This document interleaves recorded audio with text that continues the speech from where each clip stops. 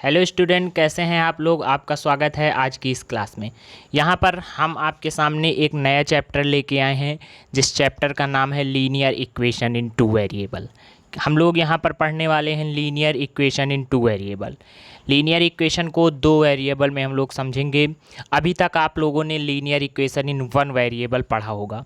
Linear equation in one variable का मतलब हुआ कि लीनियर इक्वेशन हो एक वेरिएबल में। लेकिन अब हम लोग देखेंगे कि जब लीनियर इक्वेशन दो वेरिएबल में होती है तब हम लोग कैसे सॉल्व करते हैं। तो पहले हम लोग थ्योरी करेंगे और उसके बाद एनसीईआरटी के क्वेश्चन करेंगे और कुछ मोस्ट इंपॉर्टेंट क्वेश्चन करेंगे जिस टाइप के क्वेश्चन बोर्ड एग्जाम में आते हैं, वर्ड प्रॉब्लम बोल सकते हैं हम लोग। ठीक है, जैसे सबसे पहले हम इंट्रोडक्शन की अगर यहाँ पर बात करें तो ये y is equal to 5x, ये क्या है, ये वन वेरिएबल है। क्या है, ये वन वेरिएबल है। 5x का क्या मतलब हुआ, वन वेरिएबल, केवल एक ही आ रहा है। लेकिन अगर यहाँ पर हम बात करें 3x plus 7y is equal to 40 है। क्या है, 3x plus 7y is equal to 40। ये क्या है, ये टू वेरिएबल है। 3x plus 7y is equal to 40, ये क्या है, ये टू वेरिएबल है क्योंकि यहाँ पर x भी वेरिएबल है और y भी वेरिएबल है। ठीक, और 40 क्या है, कांस्टेंट है। अब अगर हम बात करें एक जनरल फॉर्म की तो जनरल फॉर्म क्या होता है, ax plus by plus c is equal to 0। A और बी जीरो नहीं होने चाहिए। ए और बी क्या है, नॉन जीरो नंबर है। ए और बी अगर जीरो हो जाएंगे तो क्या बचेगा, केवल सी बचेगा। तो इसलिए हम जनरल फॉर्म एक क्या बोल सकते हैं, A X plus B Y plus C is equal to 0। ये क्या है, एक जनरल फॉर्म है लीनियर इक्वेशन का। यहाँ पर वेरिएबल क्या है, यहाँ पर एक्स वेरिएबल है और बी वेरिएबल है। क्या क्या वेरिएबल है, यहाँ पर एक्स वेरिएबल है और बी, एक्स वेरिएबल है और वाई वेरिएबल है। ए और बी क्या है, कांस्टेंट है। ठीक है, अब देखिए जो रूट होते हैं, जो सल्यूशन होते हैं, इसकी अगर हम ज्योमेट्रिकल मीन की बात करें, जैसे x कॉमा वाई की बात करें कि x कॉमा वाई क्या है, इसका सल्यूशन है। x और y हम इस पर क्या कर रहे हैं, पुट कर रहे हैं। Each solution x comma Y of a linear equation in two variable A X plus B Y plus C is equal to 0 correspond to a point on the line representing the equation and vice versa. वो point क्या करते हैं, उस line पर represent करते हैं, उस line की इक्वेशन पर हम रिप्रेजेंट कर सकते हैं। जैसे 2,3। ठीक है, तो x की वैल्यू 2 पुट कर दें और y की वैल्यू 3। अगर ज्योमेट्रिकली बात करें तो 2,3 उसका क्या है, सल्यूशन है कि x की वैल्यू को 2 पुट करने पर y की वैल्यू क्या आ जाएगी, 3 आ जाएगी। ठीक है, अब देखिए graphically method of solution of a pair of linear equation की अगर हम बात करें, ठीक है, तो इससे हम लोग यहाँ पर क्या समझने वाले हैं। तो आप ये देख चुके हैं कि A X plus B Y plus C क्या है, एक जनरल फॉर्म है। कैसा फॉर्म है, जनरल फॉर्म है। यहाँ पर हम 3 एग्जाम्पल देखेंगे। तो देखिए सबसे पहले एग्जाम्पल में हमने x minus 2y is equal to क्या लिख दिया, 0 लिख दिया। क्या लिख दिया, x minus 2y is equal to 0। दूसरे में 3x plus 4y minus 20 is equal to 0। ठीक है, ये सेकेंड इक्वेशन, थर्ड इक्वेशन हमने यहाँ पर 3 बार चेक किया। अब यहाँ पर हम a1 बाई a2 का रेशियो चेक करते हैं। a1 बाई a2 क्या हुआ, ये देखिए ये ax के फॉर्म में इक्वेशन होनी चाहिए थी। तो यहाँ पर a कितना है, 1, यहाँ पर a कितना है, 3। तो इसे अगर हम a1 बोलें, इसे a2 बोलें तो रेशियो कितना आ गया, 1/3। b1 और b2 का अगर हम इसी तरीके से रेशियो चेक करें तो ये 2b1 है और 4 क्या है, b2, तो कितना आ जाएगा रेशियो, -2/4। ठीक है, c1 की अगर बात करें तो c1 कुछ है ही नहीं, c2 कितना है, -20, तो ये आ जाएगा। यहाँ पर a1 बाई a2 और b1 बाई b2 इक्वल नहीं है। यहाँ पर a1 बाई a2 और b1 by b2 not equal. तो कभी अगर इस तरीके का केस आता है कि a1 by a2 not equal to b1 by b2 तो क्या होता है, इंटरसेक्टिंग होती है। लाइन क्या होती हैं, इंटरसेक्टिंग होती हैं। और जब लाइन इंटरसेक्टिंग होती है तब केवल कितने रूट होते हैं, 1 सोल्यूशन। तब क्या होता है, 1 सोल्यूशन, यूनिक हम जिसे बोल सकते हैं। ठीक है, तब कितने सोल्यूशन होते हैं, 1 सोल्यूशन होते हैं। कब, याद कर लीजिए आप, जब a1 by a2 not equal हो b1 बाई b2 के। a1 by a2 not equal to b1 by b2। Second condition हम देख रहे हैं जहाँ पर a1 by a2, b1 by b2, c1 by c2 तीनों क्या हैं, आपस में इक्वल हैं। तीनों क्या हैं, आपस में इक्वल हैं। जब तीनों आपस में इक्वल हो जाते हैं तब इनफाइनाइटली मैनी सोल्यूशन होते हैं। क्या होता है, इनफाइनाइटली मैनी सोल्यूशन होंगे। ठीक है, किस केस में, ये आप देख रहे हैं जहाँ पर वाइट ऐसे कर रहे हैं, a1 by a2 is equal to b1 by b2 is equal to c1 by c2। ऐसे केस में कोइंसिडेंट होती है लाइन और बहुत सारे सोल्यूशन होते हैं। थर्ड केस की बात करें, a1 बाई a2 इक्वल तो है b1 बाई b2 के, बट B1/B2 इक्वल नहीं है C1/C2 के। ऐसी कंडीशन में क्या होता है, लाइन पैरेलल होती हैं। ऐसी कंडीशन में क्या होता है, जो लाइन होंगी वो किस टाइप की होंगी, पैरेलल होंगी। लाइन कैसी हो जाती हैं, पैरेलल हो जाती हैं और कोई भी सोल्यूशन नहीं होता है। तो ये तीनों फॉर्म आपको याद रखने हैं, ठीक है। ये हम तब की बात कर रहे हैं जब A1x plus B1y plus C1 is equal to 0, A2x plus B2y plus C2 is equal to 0 की बात हो, ठीक। तो ये तीनों कंडीशन आपको याद रखनी है। फिर से एक बार रिवाइज कर लीजिए, A1x plus B1y plus C1 is equal to 0, A2x plus B2y plus C2 is equal to 0। अगर ऐसी दो लाइन है, if A1/A2 not equal to B1/B2 क्या होगा, यूनिक होंगे सोल्यूशन, ठीक है, यूनिक होंगे। समझ में आ रहा है आपको, पहले भी आप देख चुके हैं सोल्यूशन कैसे होते हैं, यूनिक होते हैं, ठीक है। हम बोल सकते हैं वन सोल्यूशन होता है, इंटरसेक्टिंग होती है लाइन।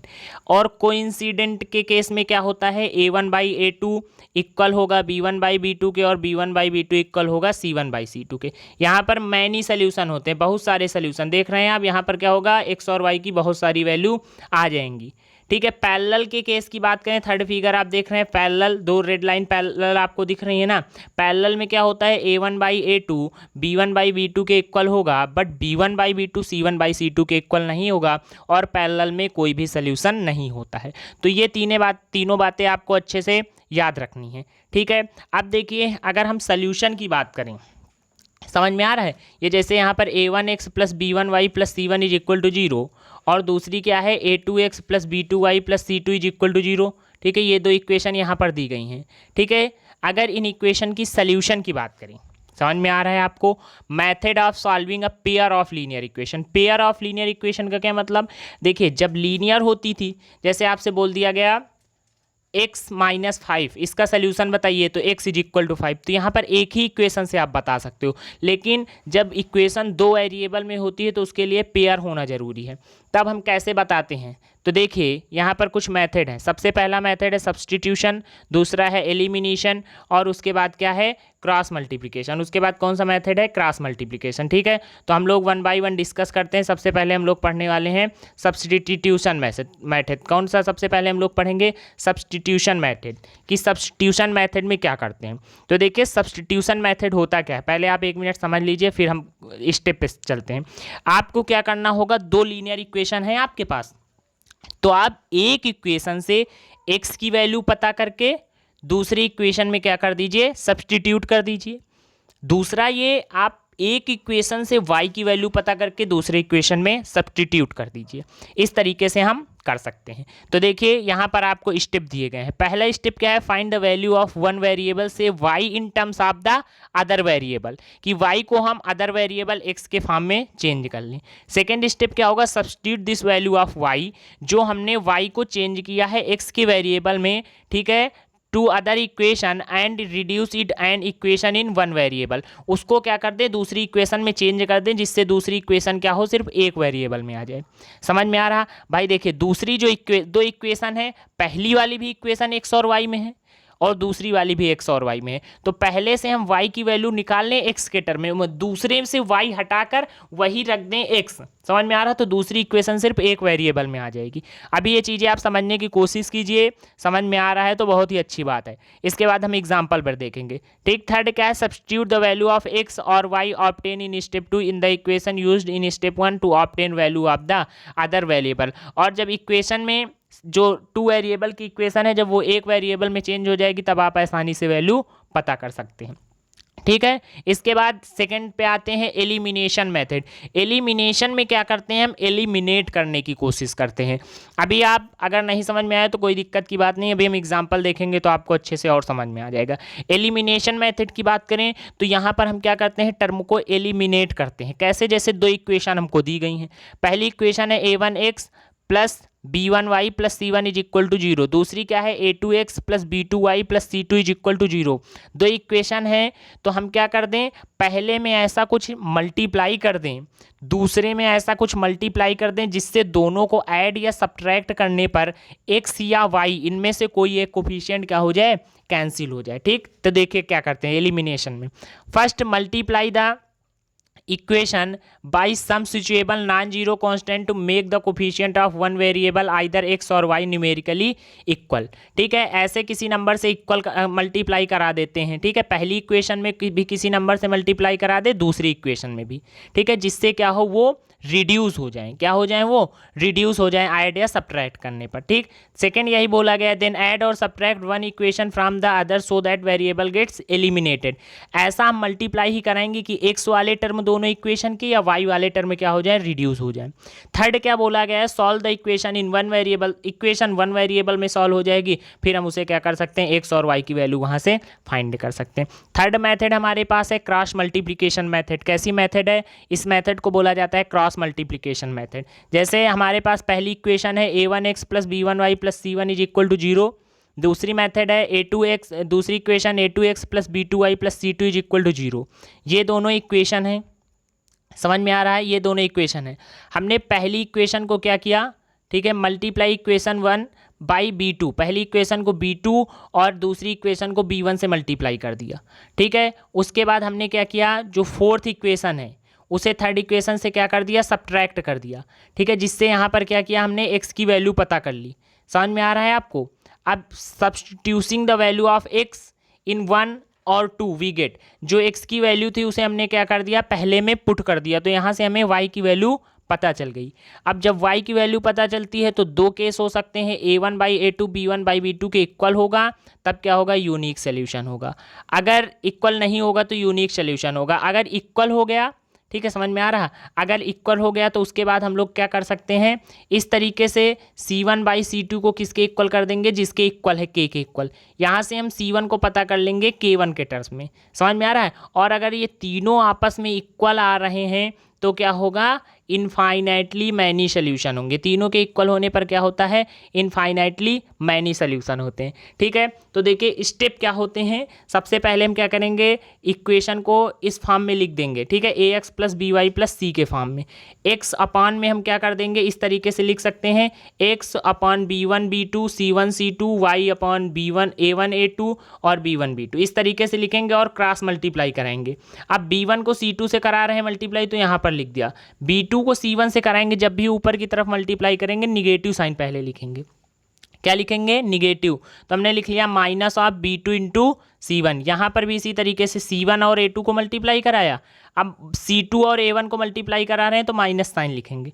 ठीक है, इसी तरीके से 1 में हमने क्या किया, a1 और b2 को मल्टीप्लाई कराया और a2 और b1 को कराया। a2 और b1 को मल्टीप्लाई कराने पर माइनस साइन लिखेंगे। ठीक है, तो इस तरीके से हम यहाँ पर x और y की वैल्यू फाइंड कर सकते हैं। ठीक, अब हम लोग एक्सरसाइज पर चलते हैं। एक्सरसाइज में देखते हैं, तो थ्योरी में यही था। अब आप एक्सरसाइज देखिए, अगर कोई भी थ्योरी या कोई भी टॉपिक आपको नहीं समझ में आया है तो यहाँ पर आप समझने का प्रयास कीजिएगा। एक्सरसाइज 3.1 हम लोग स्टार्ट करते हैं। तो देखिए यहाँ पर आपसे सबसे पहला क्वेश्चन बोला गया है, Aftab tells his daughter. Aftab tells his daughter, उसने अपनी डाटर से कहा, ठीक है, tells his daughter 7 year ago I was 7 time as old. क्या कहा, I was 7 time as old as you were then also. ठीक है, यहाँ पर उसने क्या कहा, 7 ईयर एगो। ठीक है, क्या कहा था, 7 ईयर एगो मैं क्या था, तुम्हारी 7 टाइम्स था। ठीक है, 3 ईयर्स, समझ में आ रहा, as old as you were then also. 3 year from now, 3 year from now, आज से 3 साल बाद, I shall be 3 times as old as you will be. आज से 3 साल बाद हम तुम्हारी एज के 3 गुना होंगे। रिप्रेजेंट दिस सिचुएबल अल्जेब्रिकली और ग्राफिकली। इसे हमें क्या करना है, अल्जेब्रिकली बताना है, अलजेब्रा से किस टाइप की इक्वेशन होगी, और ग्राफ से बताना है। किस तरीके से बताना है, ग्राफ से बताना है। तो अलजेब्रा से भी बताएंगे और ग्राफ से भी बताएंगे। देखिए क्या करते हैं, हमने यहाँ पर पहले बता दिया कि आफ्ताब जो है, क्या है, आफ्ताब, उसकी एज क्या है, x, और डाटर की एज हमने बोल दी y। अब क्वेश्चन में क्या कहा है, 7 साल पहले, तो मतलब 7 साल पहले आफ्ताब की एज क्या होगी, x -7, और डाटर की एज क्या होगी, y -7। अब 7 साल पहले आफ्ताब आफ्ताब की एज क्या थी, x-7, क्या थी, x-7। 7 साल पहले x-7 किसके इक्वल था, आफ्ताब की एज किसके इक्वल थी, 7 टाइम्स ऑफ डॉटर की एज। तो 7 टाइम्स और डॉटर की एज क्या है, y-10। तो हमने ये कर दिया, यहाँ से हमें ये इक्वेशन पता चल गया, x-7y इज इक्वल टू -42, पहली इक्वेशन। दूसरी बात बताया आफ्ताब ने कि आज से 3 साल बाद, तो अगर अभी एज x है तो 3 साल बाद कितनी होगी, x+3। डाटर की कितनी होगी, y+3। 3 साल बाद आफ्ताब, आफ्ताब मतलब x+3 हो जाएगा ना आफ्ताब, और 3 टाइम्स हो जाएगी डाटर की, तो 3 टाइम्स हम क्या कर देंगे, y+3, क्या कर देंगे, y+3। तो हमें यहाँ से ये दूसरी इक्वेशन पता चल गई। समझ में आ रहा है, 2 इक्वेशन है हमने यहाँ से क्या किया, बना लिया। ठीक है, अब हम क्या करते हैं, यहाँ पर पहली इक्वेशन से ये जैसे हमने यहाँ पर -7 -5 0 6 7 7, ठीक है, यहाँ पर अगर हम 7 रखेंगे तो 7 इंटू 7 कितना हो जाएगा, 49, -49 इस तरफ आएगा तो +49 आ क्या जाएगा 7। यहाँ पर -7 पुट करने पर 5 आ रहा, मतलब इस इक्वेशन में हम x की वैल्यू -7 पुट करेंगे तो y की वैल्यू 5 आएगी। 0 पुट करेंगे तो कितना आ जाएगा, 6। जी x की वैल्यू 0 पुट करेंगे, माइनस माइनस कैंसिल, 7 इंटू 6 42, 7 6 42, कितना आ जाएगा, समझ में आ रहा है आपको, 42। ठीक है, इसी तरीके से सेकेंड इक्वेशन दोनों से हमने क्या किया, ये बना लिया। अब हम क्या करते हैं, अब यहाँ पर हम बताते हैं आपको कि ग्राफिकली कैसे बताएंगे, समझ में आ रहा है, ग्राफ से। तो इस तरीके से हम क्या करेंगे, ग्राफ ड्रा करेंगे। अब x की वैल्यू कितनी है, -7, x की वैल्यू कितनी है, -7, तो हम यहाँ पर आएंगे 1 -2 -3 -4 -5 -6 -7, हमने यहाँ पर क्या किया है, एक -7 पॉइंट बना लिया। अब -7 पे अगर हम बात करें, ठीक है, तो -7 पे y की वैल्यू कितनी है, 5, तो y में 5 आते, 1 2 3 4 5, समझ में आ रहा है, ये 5 पॉइंट आ गया, 5 है ये नंबर। ठीक है, और ये -7 है। ठीक, तो हमें एक पॉइंट ये पता चल गया। इसी तरीके से 0,6, एक पॉइंट है, 0 है, ये क्या है 0, और y की वैल्यू कितनी आ रही है 6, 0 पर कितनी आ रही है 6, तो 1 2 3 5 तक हम आ गए थे, 6 क्या पता चल गया, एक पॉइंट ये पता चल गया। ठीक है, तो हम क्या करेंगे, इन दोनों से ग्राफ बना सकते हैं, ये ऐसे इन दोनों पॉइंट को कट करते हुए ये ग्राफ आ गया। इसी तरीके से 6,0, 1 2 3 4 5 6 पर 0 है तो मतलब 6 पर कुछ नहीं करते, 3 पर -1 है, तो जब x की वैल्यू 3 है तब यहाँ कहीं -1 होगा। इस तरीके से हम यहाँ पर 3, -1, 0, -2, जब x 0 है, जब x क्या है 0 है, y कितना आ रहा है, x के 0 होने पर, यहाँ पर x 0 कर दिया हमने तो y कितना है -2, एक पॉइंट ये पता चला, एक ये, तो इस तरीके से यहाँ पर ग्राफ बना देंगे। ठीक है, तो आपको समझ में आ रहा है, इस तरीके से हमें क्या करना है, ग्राफ ड्रा करनी है। ठीक है, पॉइंट को हम क्या करेंगे, यहीं पर प्लॉट करेंगे जिससे हम ग्राफ बना सकें। सेकेंड क्वेश्चन क्या बताया गया है, the coach of a cricket team, the coach of a cricket team buys 3 bat 6 balls, कितनी बैट, 3 बैट 6 बॉल, कितने रुपए की, 3900 की। She buys another bat and 2 more balls for the same kind for 1300, 1300 की। Represent this switchable algebraically and geometrically, दोनों तरीके से बताना। हमने बोला कि जो बैट की कास्ट है वो है x, बॉल की कास्ट है y। अब देखिए क्वेश्चन में क्या बोला गया, 3 बैट, तो एक बैट का रेट अगर x है तो 3 बैट का कितना होगा, 3x, और 6 बाल, अगर एक बाल की कीमत y है तो 6 बाल की कीमत कितनी होगी, 6y, 6y बाल की कीमत हो गई और 3x बैट की कीमत हो गई, और ये टोटल किसके इक्वल है, 3900।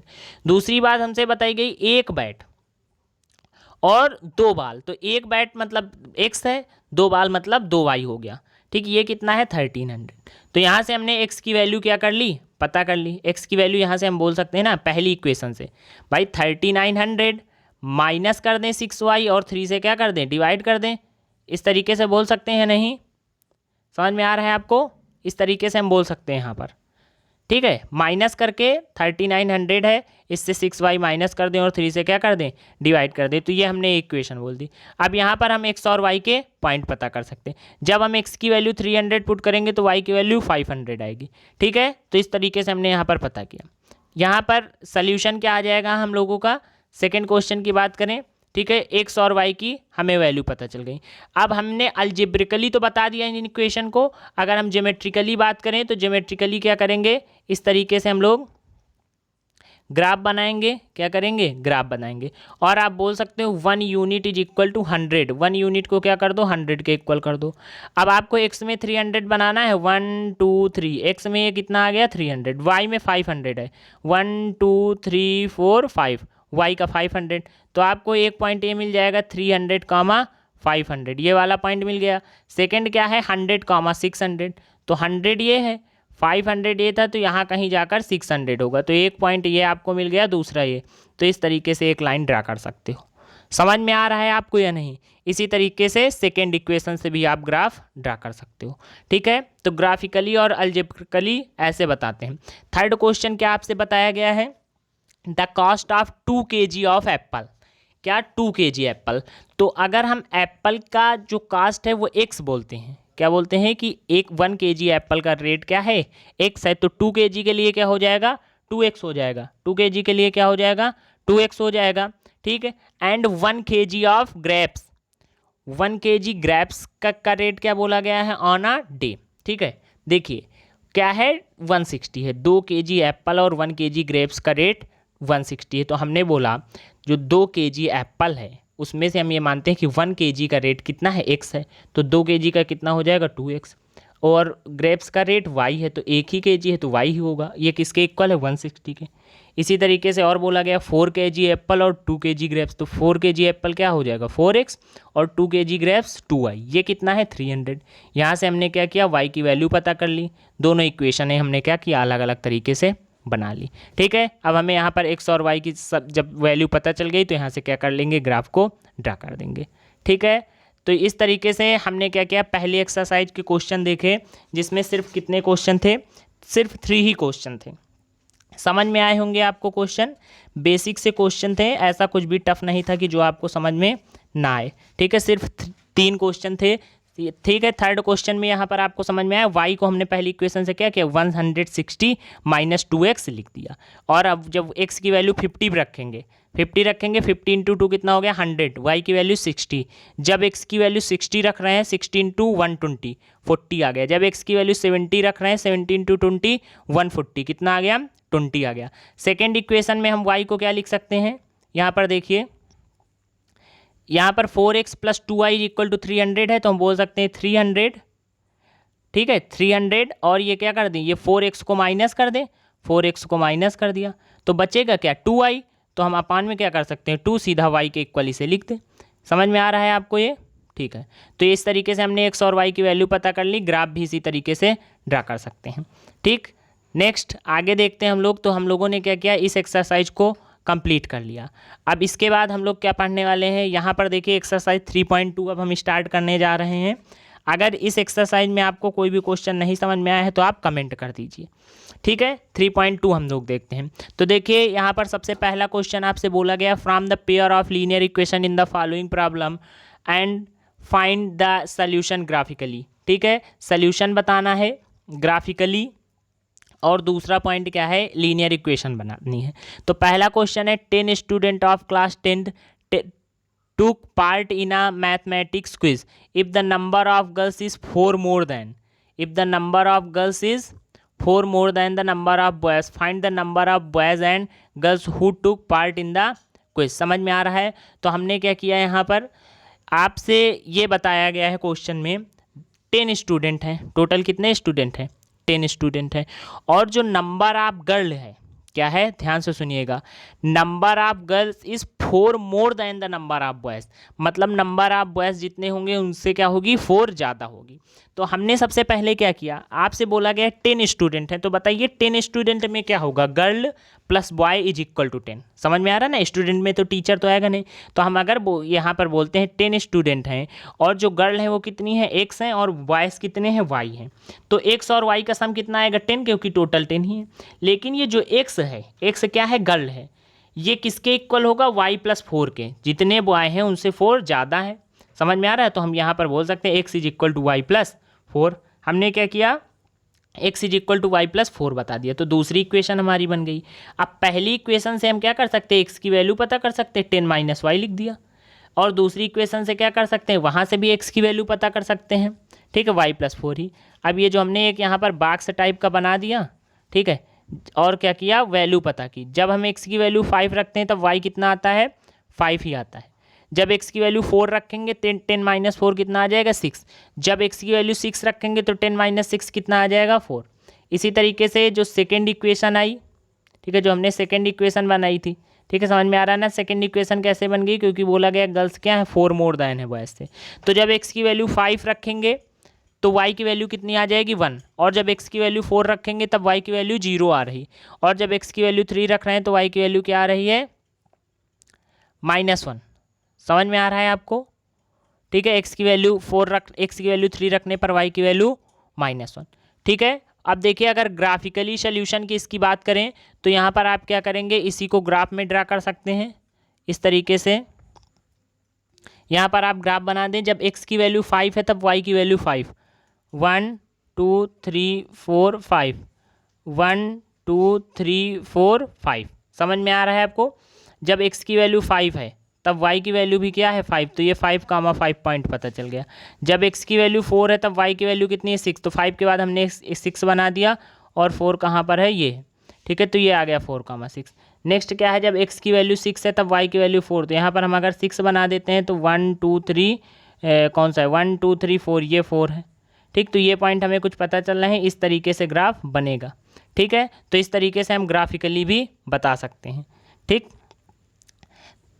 सेकेंड क्वेश्चन हम लोग देखते हैं, इसी का सेकेंड पार्ट क्या बोला गया था। सेकेंड पार्ट में आपसे बोला गया था 5 pencil and 7 pens together cost rate 50। 5 pencil और 7 पेन का रेट क्या है, 50 रुपये। ध्यान से सुनिएगा, 5 पेंसिल और 7 पेन का रेट क्या है, 50 रुपये। और 7 pencil and 5 pens together cost 46। और 7 पेंसिल और 5 पेन का रेट कितना है, 46। Find the cost of the pencil.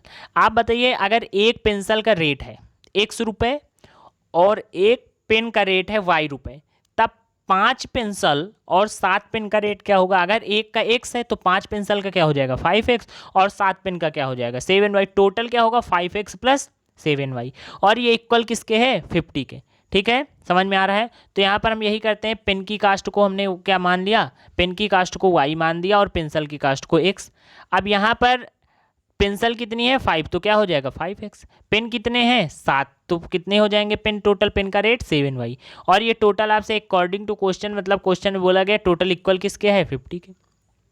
Second condition बोली गई कि अगर 7 पेंसिल हैं और 5 पेन हैं तो 46 के हैं। तो हमने कर दिया 7 पेंसिल और 5 पेन इज इक्वल टू 46। हम पहली इक्वेशन से x की वैल्यू क्या बता सकते हैं, 50। इस 7y को माइनस करा दें, -7y और 5 से डिवाइड करा दें। यहाँ पर हमने क्या किया, x और y की इक्वेशन पता कर ली। क्या किया, x और y की इक्वेशन पता कर ली और वहाँ से क्या किया, हमने पॉइंट निकाल लिए। समझ में आ रहा है। अब पहली इक्वेशन की अगर हम बात करें, पहली इक्वेशन में अगर x की वैल्यू हम 3 पुट करेंगे तो यहाँ पर 3 पुट करेंगे, 7 × 3 कितना हो जाएगा, 21। 21 को माइनस करेंगे तो कितना आएगा, समझ में आ रहा है आपको ना। x की वैल्यू अगर हम 3 पुट करते हैं यहाँ पर तो कितना हो जाएगा, 5 × 3 15।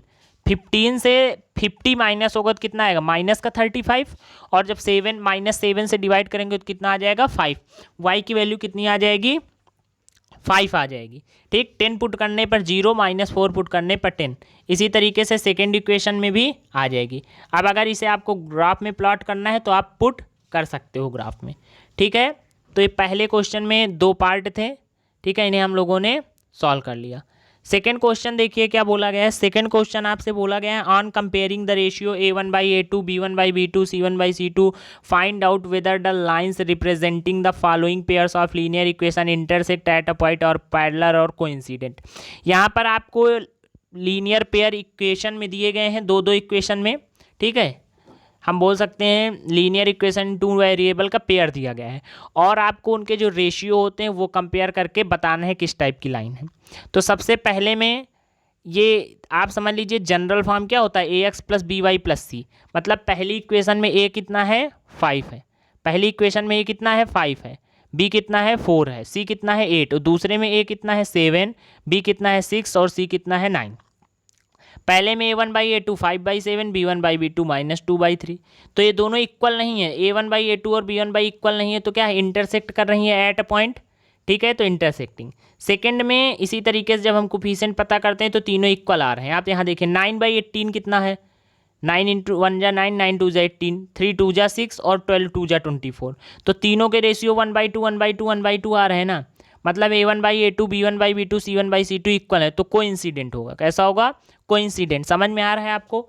थर्ड की अगर हम बात करें तो थर्ड में 6/2 कितना हो गया? 3, और -3/3 3 हो गया, लेकिन यहाँ पर 10/9 है। A1/A2 और B1/B2 तो इक्वल है, बट C1/C2 इक्वल नहीं है, तो यहाँ पर क्या होगा? पैरेलल हो गए, कोई भी सोल्यूशन नहीं होगा। ठीक, थर्ड में क्वेश्चन में आपसे क्या बताना है? On comparing the ratios A1/A2 B1/B2 and C1/C2 find out whether the following pair of linear equation are consistent और इनकंसिस्टेंट। तो देखिए, कंसिस्टेंट और इनकंसिस्टेंट हम लोग कैसे बताएंगे? A1/A2, ध्यान से सुनिएगा, A1/A2 अगर B1/B2 के इक्वल नहीं है तो क्या हो जाएगा? कंसिस्टेंट। A1/A2 और B1/B2 अगर आपस में इक्वल नहीं है तो क्या हो जाएगा? कंसिस्टेंट। और अगर A1/A2 B1/B2 के इक्वल है तब क्या हो जाएगा? इनकंसिस्टेंट। ठीक है, तो यहाँ पर आपको पता है A कितना है? 3 है। ठीक है, A1 कितना है? 3 है, B1 कितना है? 2 है, C1 कितना है? 5। दूसरी इक्वेशन में A2 कितना है? 2, B2 कितना है? 3 और C2 कितना है? 7।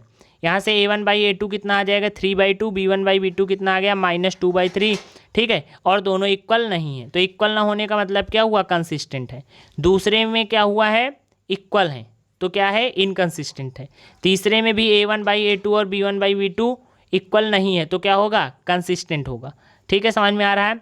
चौथे में हम जब चेक करते हैं तो चौथे में क्या आ रहा है? इक्वल आ रहे हैं A1/A2 B1/B2, तो कंसिस्टेंट होगा। और लास्ट में भी, फिफ्थ में भी A1/A2 B1/B2 इक्वल आ रहे हैं, तो ये भी क्या होगा? कंसिस्टेंट होगा। ठीक है, इसके बाद क्वेश्चन 4 आपसे क्या बोला गया है? Which of the following pair of linear equation are consistent या inconsistent? If consistent obtain the solution graphically. Question दिए गए हैं और बोला गया कौन से कंसिस्टेंट है और इनकंसिस्टेंट है। ठीक, और जो कंसिस्टेंट है उनका क्या करना है? ग्राफिकली सोल्यूशन बताना है। ठीक है, ग्राफिकली क्या करना है? बताना है। तो देखते हैं, सबसे पहले देखते हैं यहाँ पर A1/A2 कितना आ रहा है। ये इस यहाँ पर देखिए आप, ये A1/A2 कितना आ रहा है? 1/2। A1/A2 1/2, यहाँ पर भी 1/2। भाई यहाँ पर x का कोफिशिएंट 1 और 2 1/2, ये भी 1/2, ये भी 1/2। समझ में आ रहा है आपको? तो पहले में A1/A2 B1/B2 और C1/C2 क्या है? तीनों इक्वल हैं। समझ में आ रहा है? तो इसका मतलब क्या होगा? कंसिस्टेंट होगा। कैसा होगा? कंसिस्टेंट होगा। ठीक है, तो आप ग्राफ से यहाँ पर देख सकते हैं कि कंसिस्टेंट होगा। ठीक है, देखिए यहाँ पर हमने क्या किया? ग्राफ बना दिया। यहाँ पर ये पॉइंट है। ठीक है, हमने पता कर लिया कि वैल्यू के साथ साथ क्या क्या आएगा। ठीक है, x की वैल्यू जब 4 होगी तो y क्या आ जाएगा? 1। ठीक है, तो यहाँ पर हम ग्राफ बनाते हैं, देखते हैं। x की वैल्यू जब 4 होगी, क्या होगी? x की वैल्यू 4, 1 2 3 4। x की वैल्यू 4 होने पर y कितना आ जाएगा? 1। क्या आ जाएगा? y 1 आ गया, ये पॉइंट हमने बोल दिया। x की वैल्यू 3 होने पर y 2 आ जाएगा। x की वैल्यू 3 होने पर हमने y को 2 बोल दिया। x की वैल्यू 2 होने पर y कितना आ जाएगा? 3 आ जाएगा। x की वैल्यू 2 होने पर y 3 आ जाएगा, ये बोल दिया। ठीक है, तो ये इस तरीके से एक लाइन जाएगी। दूसरे में क्या है? जब x की वैल्यू 4 है, समझ में आ रहा है आपको? जब x की वैल्यू 4 होगी, 1 2 3 4, जब x की वैल्यू 4 है तब y कितना आ रहा है? 1, मतलब यही सेम पॉइंट है। जब x की वैल्यू 3 होगी तब y की वैल्यू कितनी आ रही है? 2। ठीक है, दूसरे से आपको समझ में आ रहा है ना भाई? x की वैल्यू यहाँ पर अगर हम 3 कर देंगे तो y की वैल्यू 2, और जब x की वैल्यू 2 कर देंगे तब y की वैल्यू कितनी आ रही? 3। तो आपस में लाइन क्या है? एक ही प्लेस पर है। एक तरीके से हम बोल सकते हैं क्या है? कंसिस्टेंट है। ठीक, सेकंड में तो इक्वल ही नहीं है A1/A2 B1/B2 के, तो इनकंसिस्टेंट का केस आ जाएगा। ठीक है, सेकंड का किस टाइप का केस है? इनकंसिस्टेंट है। ठीक है, थर्ड में भी क्या है? यहाँ पर भी इनकंसिस्टेंट का केस आएगा, क्योंकि A1/A2 और B1/B2 आपस में इक्वल ही नहीं है। ठीक है, समझ में आ रहा है आपको? समझ में आ रहे हैं ये सभी क्वेश्चन? ठीक है, आ रहे हैं अच्छे से। नेक्स्ट क्या बोला गया है? नेक्स्ट में भी A1/A2 B1/B2 के इक्वल है, बट B1/B2 C1/C2 के इक्वल नहीं, तो एक ऐसा केस हो जाएगा इनकंसिस्टेंट का। ठीक, ठीक है। नेक्स्ट क्वेश्चन देखते हैं क्या बोला गया है। Half the perimeter of rectangular garden. ठीक है, जो रेक्टेंगुलर गार्डन है उसका जो हाफ पेरीमीटर है, whose length is 4 metre, length is 4 metre more than its width. ठीक है, लेंथ इज मोर देन, क्या बोला गया देखिए, length is 4 metre more than its width. Length क्या है, 4 मीटर मोर देन है विथ से। इस 36 metre find the dimension of the garden. समझ में आ रहा है आपको अच्छे से? देखिए यहाँ पर हम क्या करेंगे, यहाँ पर बोला गया है जो लेंथ है गार्डन की, क्या है, लेंथ जो है गार्डन की वो ब्रेथ से 4 मीटर ज़्यादा है। ठीक है, और जो पेरीमीटर का हाफ है वो 36 मीटर है। समझ में आ रहा है? पेरीमीटर का हाफ कितना है, 36 मीटर है। क्वेश्चन नंबर 5 है। अगर कोई क्वेश्चन यहाँ पर आपको देखने में समस्या हो रही, ठीक, बहुत ही छोटा दिख रहा है, तो एनसीईआरटी बुक का क्वेश्चन है, आप देख सकते हैं। तो यहाँ पर हमने ब्रेथ को कितना बोल दिया, एक्स, ब्रेथ को कितना बोल दिया, एक्स। ठीक है, तो लेंथ क्या है, लेंथ को बोल दिया वाई। तो पेरीमीटर क्या होगा, 2 टाइम्स एक्स प्लस वाई कर दिया। अब जो 2 टाइम्स एक्स प्लस वाई है, जो 2 टाइम्स एक्स प्लस वाई है, उसको जब हम हाफ करेंगे तो कितना है, 36। तो 2 और 2 कैंसिल हो जाएगा, क्या आ जाएगा, x plus y is equal to 36। अब वाई क्या है, वाई लेंथ है, और लेंथ क्या है, ब्रेथ से 4 ज़्यादा है। ब्रेथ से क्या है, 4 ज़्यादा, तो हमने यहाँ पर 4 ज़्यादा कर दिया। समझ में आ रहा है? ठीक है, तो यहाँ पर अब हम लोग क्या कर सकते हैं, इसका अगर ग्राफ बनाना चाहें तो ग्राफ भी बना सकते हैं। समझ में आ रहा है आपको? यहाँ पर लेकिन आपको सिर्फ डायमेंशन बताना था। क्या बताना था, डायमेंशन बताना था। तो यहाँ से आप देख सकते हैं कि क्या क्या डायमेंशन आ सकता है। ठीक है, यहाँ पर आप डायमेंशन चेक कर सकते हैं एक्स और वाई की वैल्यू चेक करने के बाद। तो यहाँ पर हमने क्या किया, एक्स और वाई की वैल्यू पता की है। ठीक है, समझ में आ रहा है? इक्वेशन से एक्स और वाई की वैल्यू पता कर दी। ठीक है, समझ में आ रहा है? तो ब्रेथ कितनी आ जाएगी, 16। कितनी आ जाएगी ब्रेथ, 16। ठीक है, अब यहाँ से हम क्या कर सकते हैं, एक्स और वाई की वैल्यू पता कर सकते हैं। और लेंथ कितनी आ जाएगी, 20। लेंथ की वैल्यू कितनी पता चल जाएगी यहाँ पर हम लोगों को, 20, और ब्रेथ की वैल्यू कितनी पता चल जाएगी, 16। ठीक है, ग्राफिकली। नेक्स्ट देखते हैं हम लोग, नेक्स्ट क्वेश्चन क्या है, क्वेश्चन नंबर 6 की अगर हम बात करें। ठीक है, क्वेश्चन नंबर 6 देखिए क्या बोला गया है, given the linear equation 2x plus 3y minus 8 is equal to 0. Write another linear equation in 2 variables such that geometrical representation of the pair so formed is intersecting lines, parallel lines और coincident lines. ठीक है, देखिए 3 condition आपसे बोली गई हैं। तो ये तो बहुत ही सिंपल सी बात है। क्वेश्चन नंबर 6 में इंटरसेक्टिंग के लिए क्या होना चाहिए, a1/a2 not equal to b1/b2 होना चाहिए। पैरेलल लाइंस के लिए a1/a2 is equal to b1/b2 is equal to c1/c2 होना चाहिए। और कोइंसिडेंट के लिए a1/a2 is equal to b1/b2 और इज इक्वल टू c1/c2 के होना चाहिए। ठीक है, तो यहाँ पर ये तो क्वेश्चन बहुत ही सिंपल था। लास्ट क्वेश्चन हम लोग देखते हैं। क्वेश्चन नंबर 7 में आपसे देखिए बोला क्या गया है, draw graph of the equation. Question number 6 समझ में आया या नहीं, एक बार आप चेक करिए। इंटरसेक्टिंग लाइंस और पैरेलल लाइंस और कोइंसिडेंस लाइंस के लिए क्या कंडीशन होती है, एक बार रिवाइज करिए।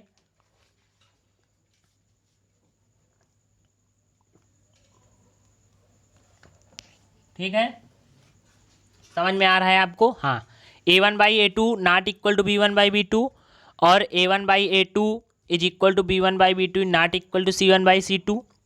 a1/a2 is equal to b1/b2 और is equal to c1/c2। 3 condition होती हैं। ठीक, तीनों आपको पता होनी चाहिए। पहली कंडीशन इंटरसेक्टिंग की, दूसरी कंडीशन पैरेलल लाइंस की और तीसरी कंडीशन कोइंसिडेंट की।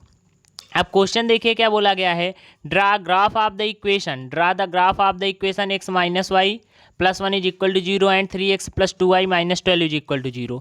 Determine the coordinates of the vertices of the triangle. क्या बोला गया है, determine the coordinates of the vertices of the triangle formed by these line and the x axis and the set the triangular reason. ठीक है, तो यहाँ पर आपको क्या करना है, बनाना है। तो पहली इक्वेशन हमें पता है x is equal to y-1 हम बोल सकते हैं। यहाँ से हम क्या करते हैं, पहले सोल्यूशन देखिए हमने यहाँ पर पता कर लिए। यहाँ पर हमने क्या किया, सोल्यूशन पता कर लिए कि जब x की वैल्यू 0 है तब y 1 है, और जब y की वैल्यू 1 है तो क्या है, जब y की वैल्यू 2 है तब x 1 है, और जब x की वैल्यू 2 है तब y क्या है, 3 है। पहली इक्वेशन से हमने यहाँ पर क्या कर लिए, ये पॉइंट पता कर लिए। दूसरी इक्वेशन से भी हमने क्या किया, ये पॉइंट पता कर लिए। समझ में आ रहा है आपको?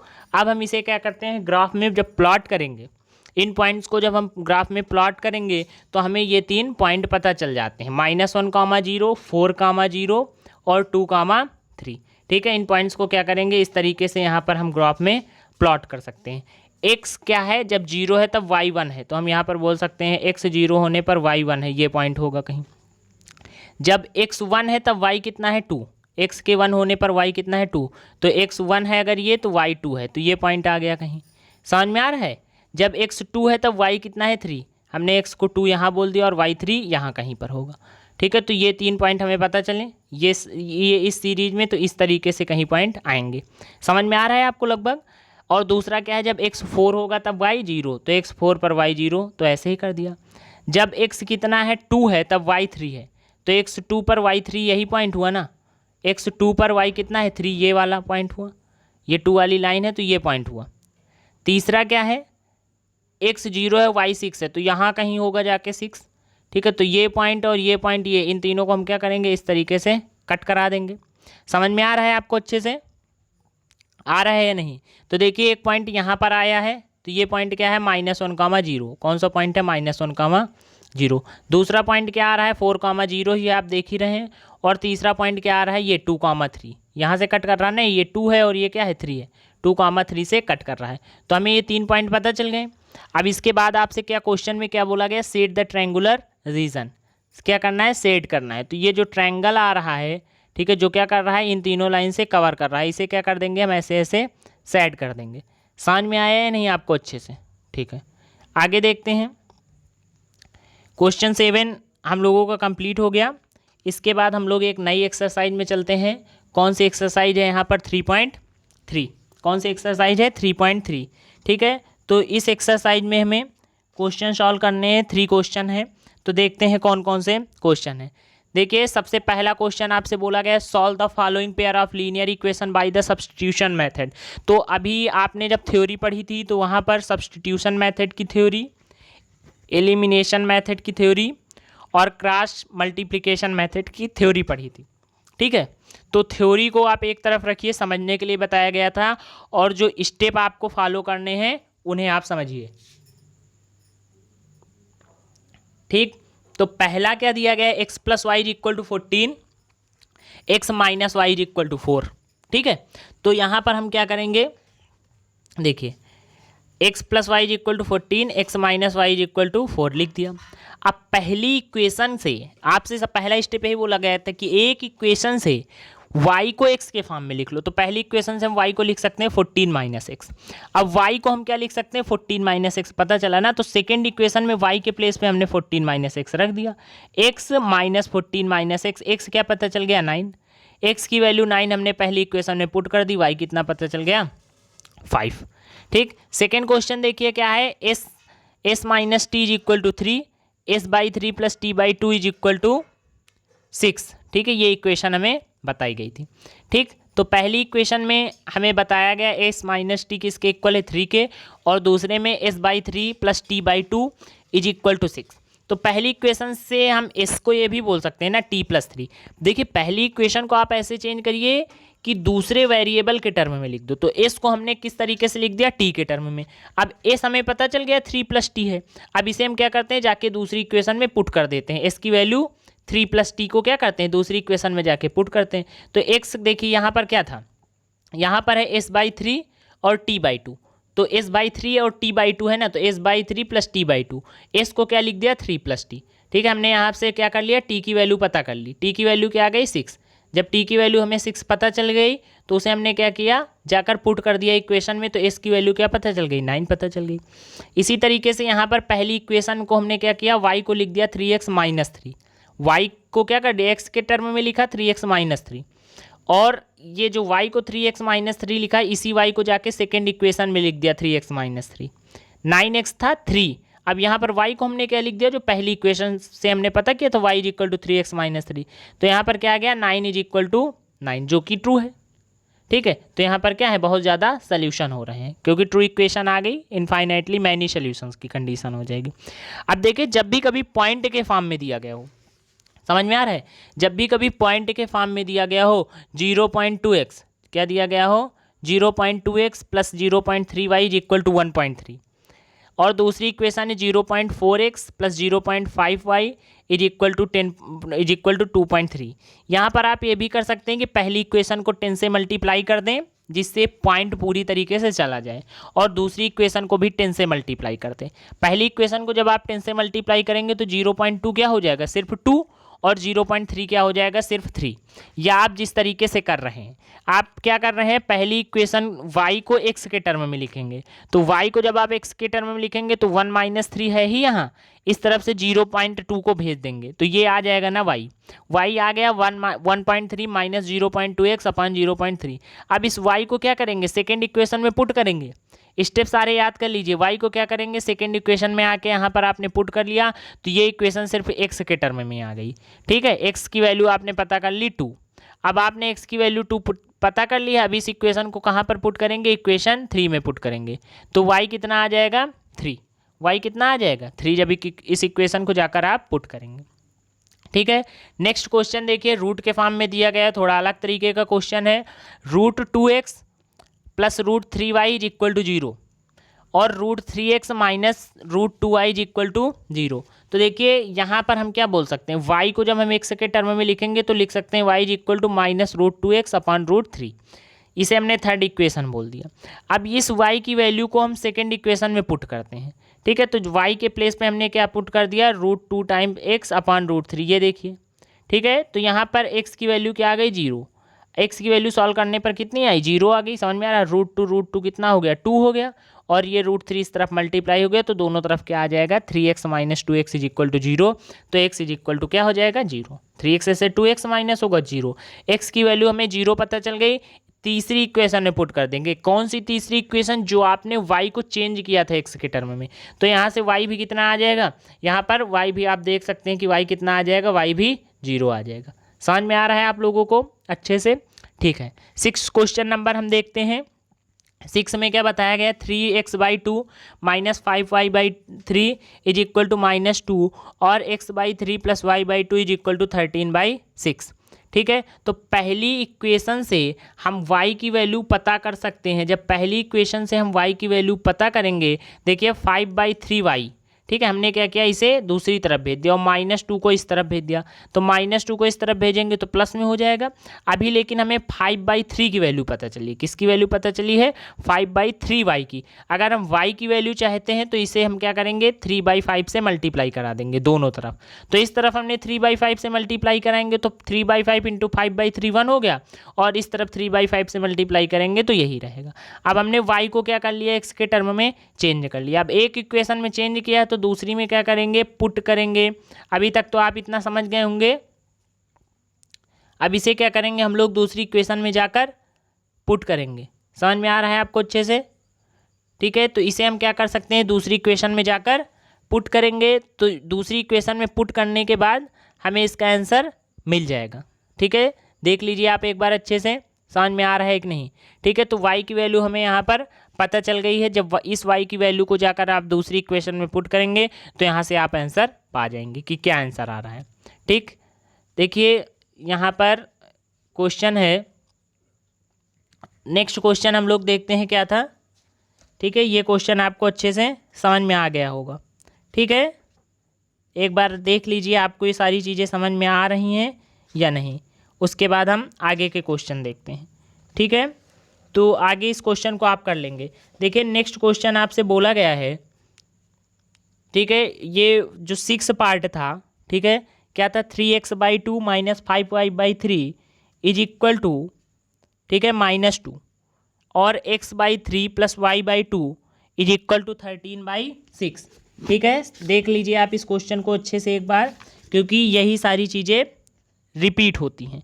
समझ में आ रहा है। तो जब इस तरीके से जब आप इसे सॉल्व करेंगे तो x की वैल्यू 40 और y की वैल्यू 10 आपको मिल जाएगी। x की वैल्यू 40 और y की वैल्यू 10 आपको यहाँ से मिलेगी।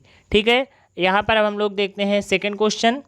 ठीक है, या थर्ड देख लेते हैं पहले, थर्ड क्वेश्चन। तो देखिए यहाँ पर थर्ड क्वेश्चन आपसे बोला गया है, the difference between 2 number is, ठीक है, थर्ड क्वेश्चन आपसे बोला गया the difference between 2 number is 26 and 1 number is 3 times the other, find them.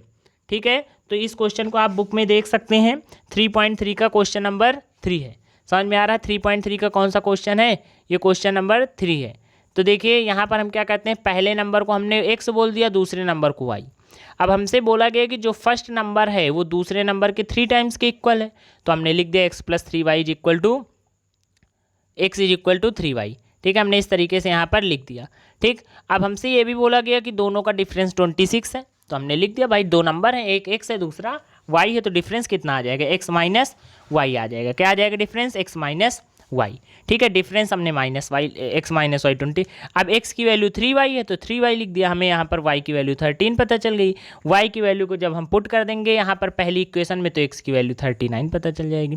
ठीक है, इसी तरीके से सेकेंड क्वेश्चन दिया गया है, the larger of to supplementary angles, the larger of to supplementary angles exceeds the. ठीक है, देखिए दूसरा क्वेश्चन इसी तरीके से आप पढ़ सकते हैं। ठीक है, the larger of to supplementary angles exceeds the smaller by 18 degree, find them. ठीक है, तो यहाँ पर हम लार्जर एंगल को क्या बोल देते हैं, एक्स बोल देते हैं, और स्मॉलर एंगल को क्या बोल देते हैं, वाई बोल देते हैं। अब देखिए आपसे बोला गया कि जो लार्जर एंगल है वो स्मॉलर एंगल से 18 ज़्यादा है, तो x इज इक्वल टू क्या हो जाएगा, y + 18, क्योंकि आपसे बोला गया जो लार्जर एंगल है वो क्या है, स्मॉलर से 18 ज़्यादा है। तो हम यहाँ पर क्या बोल सकते हैं, हम यहाँ पर बोल सकते हैं x is equal to y + 18, और सप्लीमेंट्री है तो दोनों का सम कितना होगा, 180 होगा। भाई एक x है दूसरा y है, तो दोनों का सम कितना हो जाएगा, 180 हो जाएगा। अब हम यहाँ पर क्या करते हैं, x की वैल्यू पुट कर सकते हैं, y के टर्म में पुट कर देंगे तो y की वैल्यू हमें 81 मिल जाएगी। तो पहला एंगल 81 है, तो y की वैल्यू 81 जब हम पहली इक्वेशन में पुट करेंगे तो 81 + 18 कितना आ जाएगा, 99। तो इस तरीके से हमें y की भी वैल्यू पता चल जाएगी, दोनों एंगल हमें पता चल जाएंगे। एक एंगल क्या है 81 और दूसरा एंगल क्या है 99। ठीक है, नेक्स्ट क्वेश्चन देखिए आपसे यहाँ पर क्या बोला गया है, the coach of a cricket team buy 7 bats 7 balls for 3800 later she buys 3 bats and 5 balls for 1750, find the cost of the each bat and each ball. ठीक है, तो वैसे ही करेंगे, कुछ नहीं यहाँ पर टफ, बस लैंग्वेज। एक बैट को हमने बोल दिया x और बॉल को क्या बोल दिया 1। अब उसने बोला है 7, क्या बोला है 7 बैट, तो 7 बैट 7x, 6 बॉल क्या हो जाएगा 6y, टोटल कितना है 3800। हमने यहाँ पर क्या कर दिया, इक्वेशन बना दी। ठीक है, समझ में आ रहा है आप लोगों को। उसके बाद क्या बोला गया है, 3 बैट, तो 3 बैट क्या होंगे 3x, और 5 बॉल क्या होंगी 5y, कितने की हैं 1750। ठीक है, पहली इक्वेशन से हमने x की वैल्यू फाइंड की, और दूसरी इक्वेशन में आकर क्या कर दिया, उसे पुट कर दिया। ठीक है, तो हमें x की वैल्यू यहाँ पर पुट कर देंगे दूसरी इक्वेशन में, तो y कितना पता चल गया 15। ठीक है, y 15 को हम क्या करते हैं, फिर से जाकर पहली इक्वेशन में पुट कर देंगे, तो x कितना पता चल जाएगा 500। ठीक है, तो x हमने यहाँ पर बैट माना था, तो बैट की वैल्यू कितनी होगी 500, और बॉल की वैल्यू कितनी हो जाएगी 50। ठीक है, नेक्स्ट क्वेश्चन पर चलते हैं हम लोग। देखिए नेक्स्ट क्वेश्चन बड़ा सा क्वेश्चन दिया गया है। ठीक है, लेकिन ऐसा कुछ नहीं, क्वेश्चन बहुत ही आसान है। The taxi charges in a city consist of a fixed charge together with the charges for the distance covered for a distance of 10 kilometre, the charge paid is rate 105, and for a journey of 15 kilometer the charge paid is 155. What are the fixed charge and the charge per kilometer? How much does a person have to pay for traveling a distance of 25 kilometer? तो देखिए इस question में हम लोग क्या करते हैं, ठीक है, इस क्वेश्चन को भी आप इसी तरीके से कर सकते हैं इक्वेशन बनाकर। ठीक है, वैल्यू दी गई है, बस आपको क्या करना है यहाँ पर सॉल्व ही करना है। ठीक, नेक्स्ट हम लोग देखते हैं डायरेक्ट क्वेश्चन क्या दिया गया है। A fraction becomes 9/11 if 2 added, क्या ऐड करने से 2 added to both the numerator and the denominator, if 3 is added to both the numerator and denominator it becomes 5/6, find the fraction. तो हम न्यूमरेटर को x बोल देते हैं और डिनोमिनेटर को y बोल देते हैं। क्या कर देते हैं, न्यूमरेटर को x बोल देते हैं और डिनोमिनेटर को क्या बोल देते हैं, y बोल देते हैं। समझ में आ रहा है आपको, न्यूमरेटर को x और डिनोमिनेटर को y बोल देते हैं, और आपसे बोला गया जब दोनों में दो ऐड करते हैं तो क्या आ जाता है 9/11। ठीक है, तो यहाँ से भी हम x की वैल्यू पता कर सकते हैं क्रॉस मल्टीप्लाई करके, ठीक है। इसके बाद आपसे सेकंड कंडीशन बोली गई, पहली तो कंडीशन ये बोल दी गई कि न्यूमरेटर और 2 ऐड करने पर 9/11। सेकंड बोल दिया गया कि जब 3 ऐड करते हैं तो 5/6 टाइम्स, तो 5/6 आ जाता है, तो न्यूमरेटर डिनोमिनेटर में 3 ऐड कर दिया, 5/6। दूसरी इक्वेशन यहाँ से आ गई। यहाँ पर भी हम वही करते हैं, पहली इक्वेशन से x की वैल्यू पता करके दूसरी इक्वेशन में हमने क्या कर दिया, पुट कर दिया। तो जब हम दूसरी इक्वेशन में पुट करते हैं तब y की वैल्यू क्या आ जाती है 9 और x की वैल्यू क्या आ जाती है 7, ठीक है। तो लास्ट क्वेश्चन हम लोग यहाँ पर देखते हैं 5 years find the fraction. Next last question क्या है, 5 years hence the age of Jacob's will be 3 times that of his son. 5 years ago Jacob's age was 7 times that of his son, what are their present age. तो देखिए जो Jakob की as है वो x year हमने मान ली और सन की एज y मान ली। 5 साल बाद जैकॉब क्या हो जाएगा x+5, 5 साल बाद जैकॉब क्या हो जाएगा x+5 और सन क्या हो जाएगा y+5। तो x जैकॉब क्या होगा 3 टाइम्स होगा, तो हमने क्या कर दिया यहाँ पर 3 टाइम्स, ठीक। इक्वेशन हमारी क्या आ जाएगी x+5 = 3y+15, ठीक है। और 5 साल पहले की बात अगर करी जाए तो क्या होगी x-5 होगी जैकॉब की, अगर अभी x है तो 5 साल पहले क्या थी x+x-5 और इस सन की क्या थी y-5, ठीक है। समझ में आ रहा है आपको। लेकिन 7 टाइम्स थी 5 साल पहले, तो हमने यहाँ पर 7 टाइम्स कर दिया, तो सेकेंड इक्वेशन हमारी ये आ गई। तो हमने यहाँ से भी क्या किया, पहले से भी x की वैल्यू उठाकर दूसरी वैल्यू में हमने पुट कर दिया, तो y की वैल्यू क्या आ गई 10, y की वैल्यू क्या आ गई 10। हमने जब इसे पुट किया तो y की वैल्यू क्या आ गई 10। इसी तरीके से हमने x की वैल्यू पता कर ली जैकॉब की। तो जैकॉब की एज क्या है, ठीक है, जैकॉब की एज क्या है 40, जैकॉब की एज क्या है 40 और उसके सन की एज कितनी है 10, ठीक है, उसके सन की एज कितनी है 10, ठीक है। तो इस तरीके से हम लोग ये क्वेश्चन कर रहे हैं, ये आपको समझ में आ रहे होंगे।